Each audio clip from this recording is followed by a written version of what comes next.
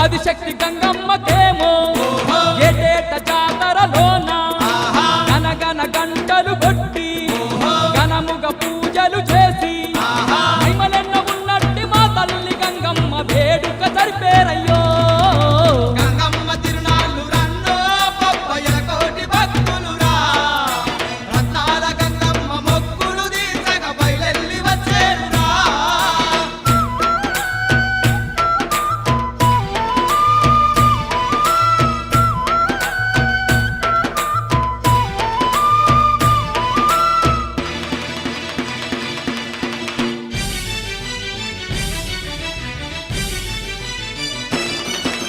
ధన ధన దప్పులతోని బొట్ల బొట్ల బోనాలు తీసి